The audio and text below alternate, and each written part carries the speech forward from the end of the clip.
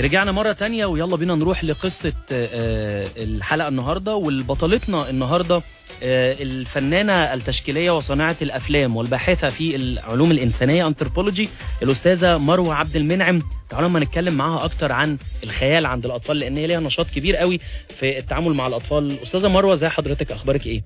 ازيكم؟ ايه الأخبار؟ إحنا تمام الحمد لله. طمنين عليكي، كويسة والشغل ماشي كويس الحمد لله؟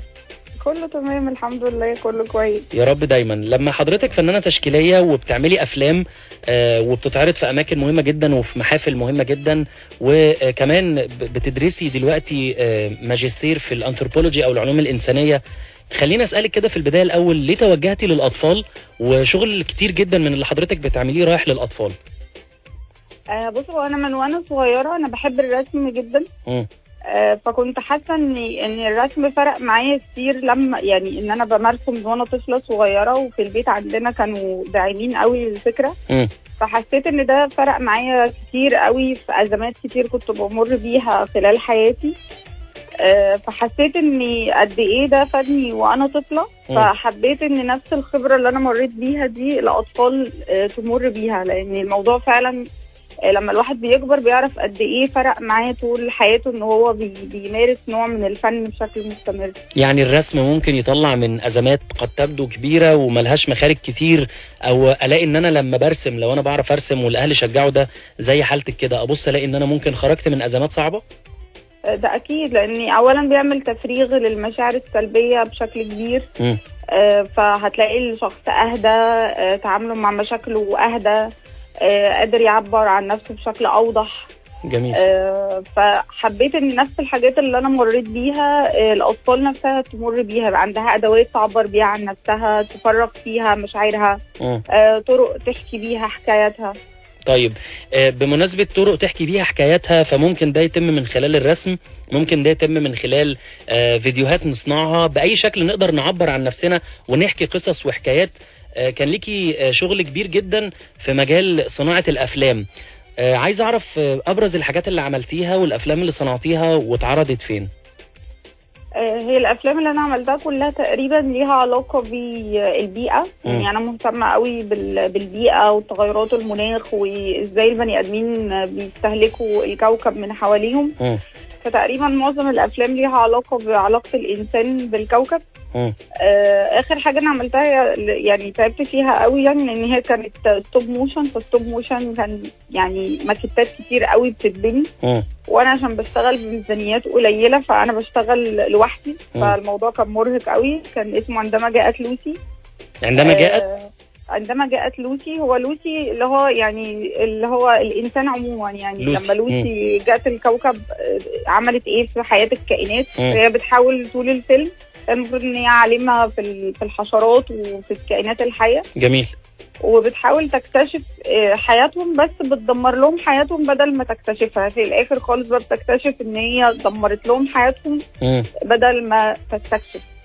ده علشان نوعي الاطفال اكتر، او اللي هيتفرجوا على الفيلم، بفكرة انه لازم نتعامل مع الكوكب ده بطريقة معينة ونحافظ على موارده بشكل معين عشان نسيبه صالح للاستخدام لينا وللاجيال اللي بعدنا.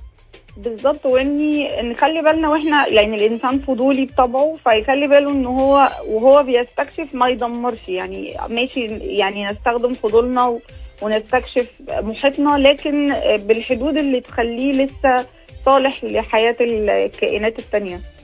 وهنا أستاذة مروة، يعني حضرتك كباحثة في العلوم الإنسانية وصانعة أفلام، قدرتي تعملي ده ببراعة الحقيقة، إنك تدمجي ما بين العلم اللي عندك لو بشكل أكاديمي وما بين صناعة فيديوهات وأفلام ممكن تكون مؤثرة جدا للإنسان نفسه في الآخر، اللي هو محل بحثك وموضوع بحثك لما يتفرج عليه. يعني أنا بحاول إن الفيلم يبقى فيه رسالة إلى حد ما، يعني ممكن الإنسان يعني تغير حاجة في تفكيره.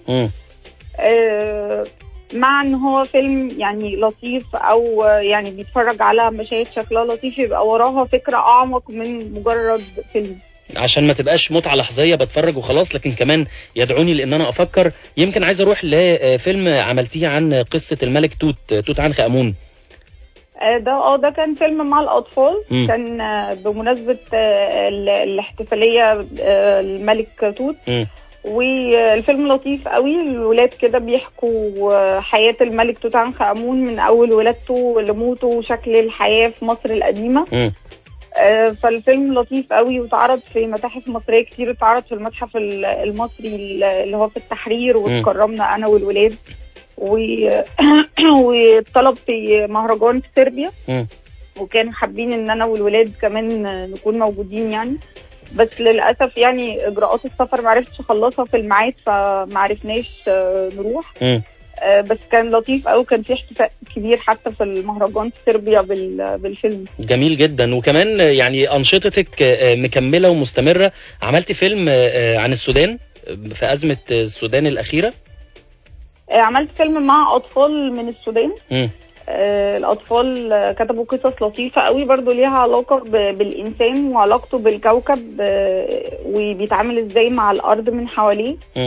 عملنا 4 أفلام كلها عن علاقة الإنسان بالكوكب.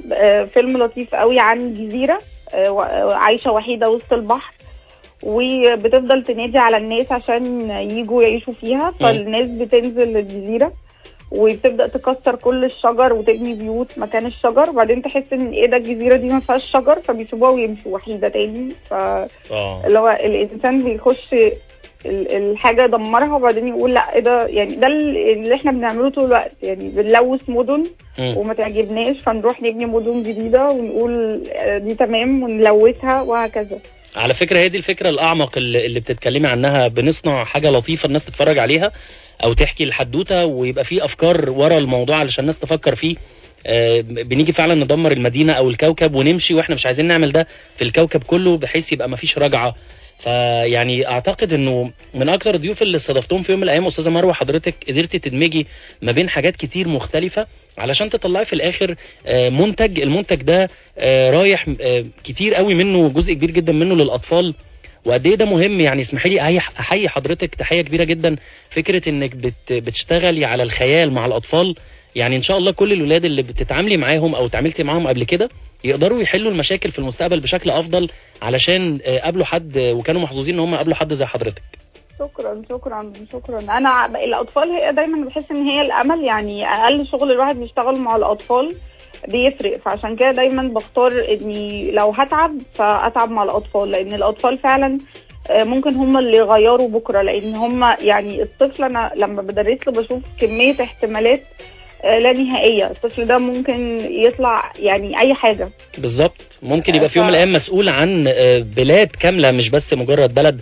يطلع عالم كبير جدا، يطلع مفكر عظيم، يطلع شخص مسؤول في مكان يكون ليه تاثير على قطاعات كبيره جدا من الناس. فيعني بشكر حضرتك جدا على اللي عملتيه واللي بتعمليه، ورجاء ان حضرتك تكملي في الرحله العظيمه دي، علشان دي فعلا رحله تستحق الاشاده. شكرا جدا. دعواتكم يعني دعواتكم كده الواحد ربنا يديله الصحة والطاقة ان هو يفضل مكمل يا رب. ان شاء الله طبعا، ربنا يديلك الصحة والطاقة والمجهود الكبير العظيم ورد الفعل العظيم من الاطفال، وتفضلي مكملة في الرحلة العظيمة دي. شكرا جدا الاستاذة مروة عبد المنعم، فنانة تشكيلية وصناعة افلام وباحثة في العلوم الانسانية، ولها باع طويل في التعامل مع الاطفال وتربية الخيال عند الاطفال. وهو ده موضوع حلقتنا النهارده اللي احنا لسه بنتكلم عنه. خليكم معانا لو سمحتوا، ما تروحوش في اي مكان.